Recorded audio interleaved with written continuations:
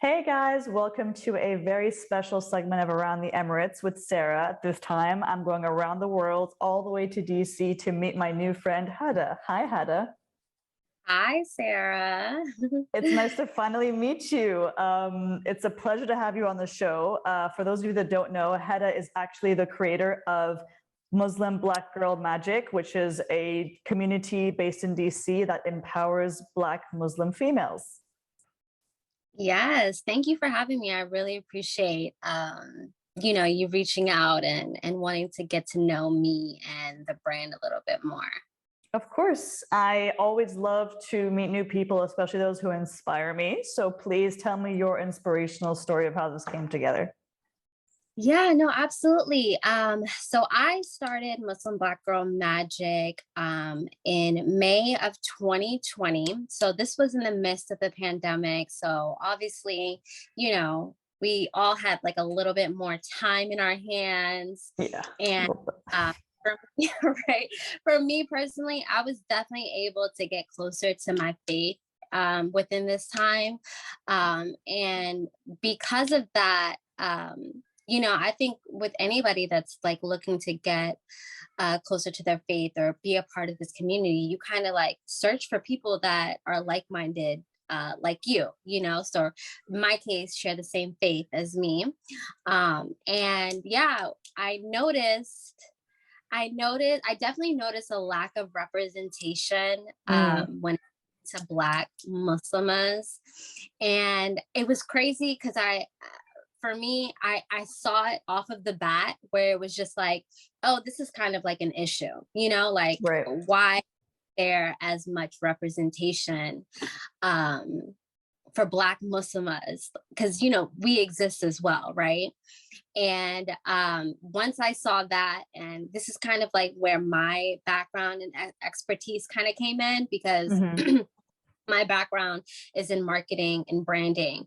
So like I was like, okay, well, let me see how I can create something. But that wasn't the initial thought. Hmm. Um, I remember actually making dua. So like I remember praying to God about being able to do something for the community so I can be able to still tap into like my creative side. Right. Um, and it's such a funny story, honestly, and I don't tell it as often, but Give it to me. I, so I had a piece, I did this like vision board, maybe like, I would say like 3 years prior or something. And I had this one piece of the vision board that just happened to fall off, right? And Hmm. it was my nightstand for like the longest time, like the longest time. And on the piece of paper, it was like a magazine cutout. It said Black Girl Magic.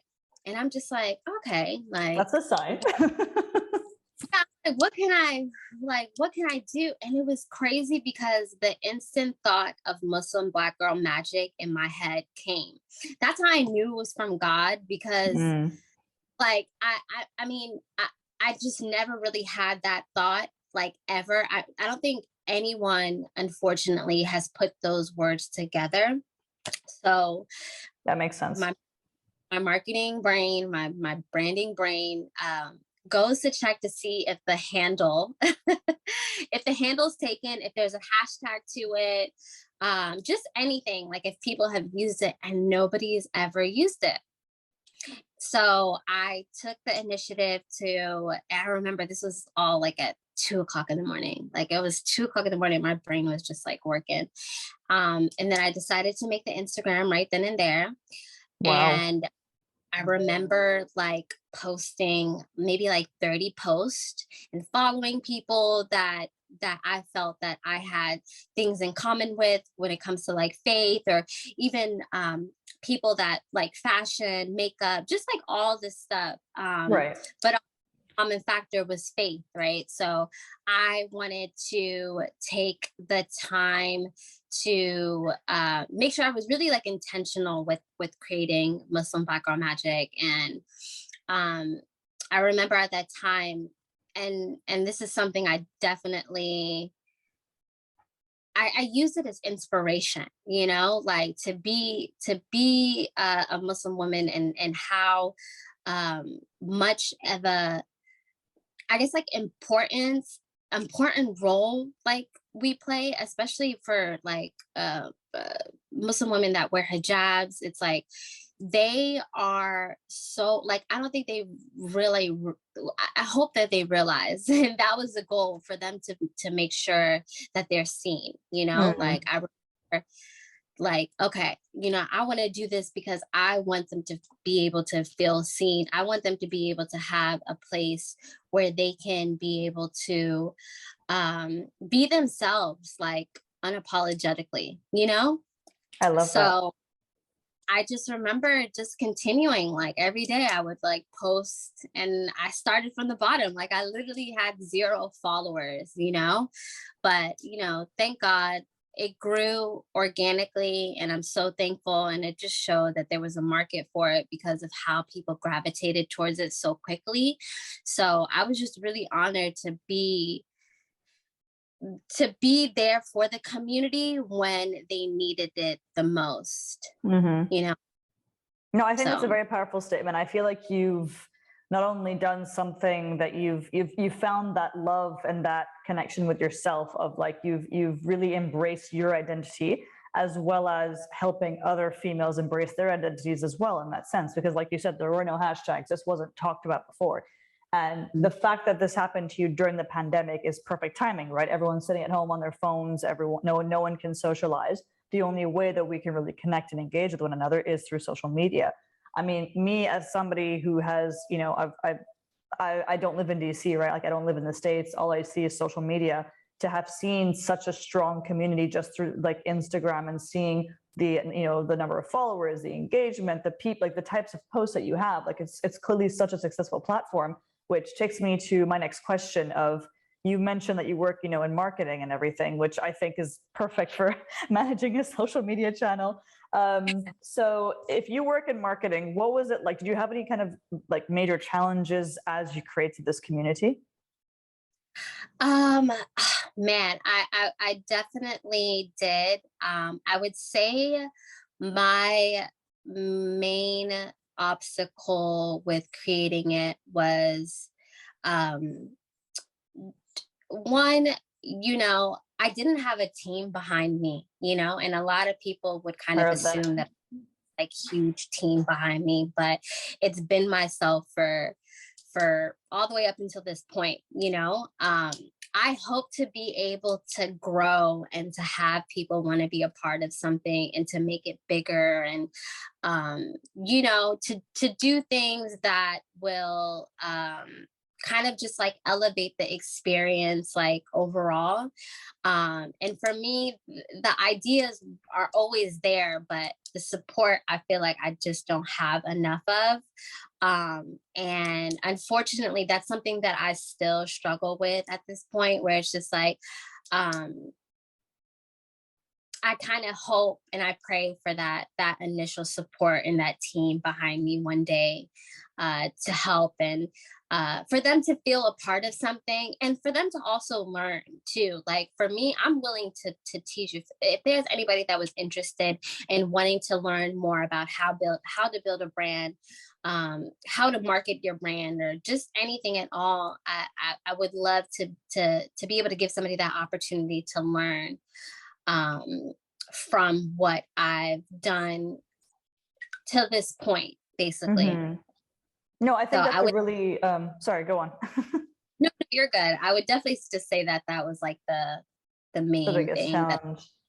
thing. No, I mean, Yeah. I'm with you. I mean, I've obviously like I've got this podcast. I have a day job too. I'm a one woman show as well, so I completely understand where that's coming from. And this is a beautiful thing about being almost a female. I'm not going to say entrepreneur, but being like a female, like a one woman team of building a platform, building something that's true to you, and Mhm. not having the extra resources, like you said. So I think it's really inspirational that you've been able to do this. Knowing that there was nothing, there's no guidebook, right? There's no handbook that said, here's how to start this page and here's how to get more people to engage with you. It's a completely new platform, something that I haven't seen in any other place, let alone, you know, anywhere else in America. So I think that's in its own is such an amazing accomplishment. But has anything kind of funny or kind of weird thing happened to you in this process at all? Oh man, I can like name a billion. But I would definitely say like the post. I have a lot of people that would kind of like put their 2 cents in like whatever post. The idea is obviously like engagement, but like for me, if I see something negative, like you're getting either deleted or blocked.